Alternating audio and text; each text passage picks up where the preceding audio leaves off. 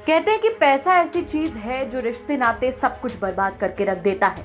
लेकिन आज के इस घोर कलयुग में पैसा एक ऐसी चीज है जो किसी की जान लेने में भी पीछे नहीं हटता। दरअसल करोड़ों की संपत्ति को हड़पने और अवैध संबंध जगजाहिर न हो, इसके लिए एक भाभी और भाई हैवान बन गए, जिन्होंने एक लड़की की हत्या करके शव को सूटकेस में डालकर नोएडा से बागपत के जंगलों में ले जाकर जला दिया। मामला कोतवाली बागपत क्षेत्र से सामने आया है, जहां पर कुछ दिन पहले एक लड़की का जंगलों में सूटकेस में बंद शव मिला था, जिसके बाद मामले की तफ्तीश में जुटी पुलिस ने हत्या के सनसनीखेज वारदात का खुलासा करते हुए भाई और भाभी को गिरफ्तार कर लिया है, जबकि भाभी का प्रेमी अभी भी फरार चल रहा है। दरअसल कुछ दिन पहले यानी कि 2 नवंबर को बागपत के सिसाना गांव में एक लड़की का सूटकेस में जलता हुआ शव मिला। उसकी शिनाख्त नोएडा के सदरपुर गांव के पूर्व प्रधान चरण सिंह की पोती के रूप में हुई। पुलिस ने मामले में पड़ताल की तो सामने आया कि लड़की की हत्या उसी के भाई मनीष, पत्नी और पत्नी के प्रेमी पवन ने मिलकर की है। दरअसल लड़की की भाभी और सिसाना गांव के रहने वाले उसके प्रेमी पवन के बीच कई सालों से प्रेम प्रसंग चल रहा था, जिसके बाद लड़की को पता चल गई थी और उसने विरोध किया था।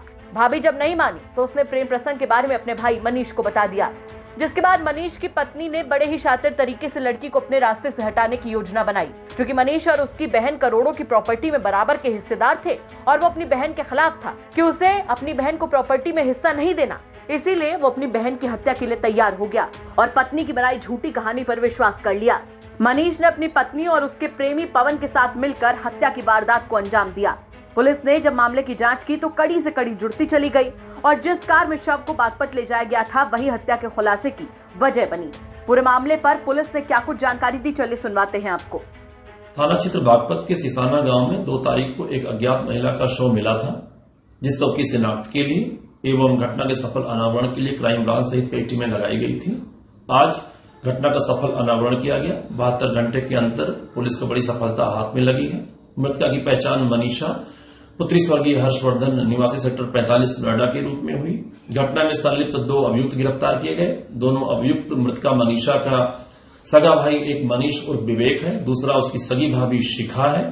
एक तीसरा अभियुक्त पवन, जो कि मूल रूप में सिसाना जनपद बागपत का रहने वाला है, वो अभी वांछित है, उसकी गिरफ्तारी का प्रयास जारी है। पूछताछ से ज्ञात हुआ कि पवन नाम की व्यक्ति का, जो कि मूल रूप में सिसाना का रहने वाला है, उसके मधुर संबंध शिखा यानी मृतका की भाभी से थे, जिसका पता चल गया था मृतका को। ये उनके परिजनों को पसंद नहीं था, इसी कारण परिवार में अनबन रहती थी। कुछ प्रॉपर्टी संबंधी डिस्प्यूट भी थे। इसी कारण पवन ने मनीष यानी विवेक और शिखा के साथ मिलकर के उसकी हत्या की योजना बनाई और 1 तारीख को उसकी हत्या कर दी। हत्या करने के पश्चात शव लेकर के अपने मूल गांव सिसाना के पास शमशान घाट पर उसको जलाकर चला गया, जिससे कि कोई उसकी शिनाख्त ना हो पाए। जो गाड़ी थी स्विफ्ट डिजायर जिसमें उसके शव को लेकर आया गया था, उसको भी बरामद कर लिया गया है।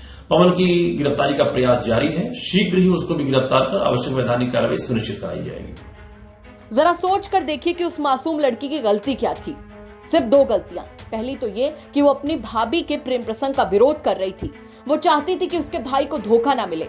और दूसरा ये कि वो करोड़ों की संपत्ति में अपने भाई के साथ हिस्सेदार थी। भाभी ने अपना काम किया, प्रेम प्रसंग छुपाने के लिए उस मासूम सी लड़की को रास्ते से हटा दिया। और भाई ने यह भी नहीं सोचा कि ये वही बहन थी जो उसके साथ बचपन से लेकर आज तक खेल कूद कर बड़ी हुई है। उसके हाथ नहीं कांपे इस वारदात को अंजाम देने में। यहाँ कई सवाल खड़े होते हैं। सबसे बड़ा सवाल तो ये कि आखिर कब तक प्रॉपर्टी और प्रेम प्रसंग किसी की जान के दुश्मन बने रहेंगे।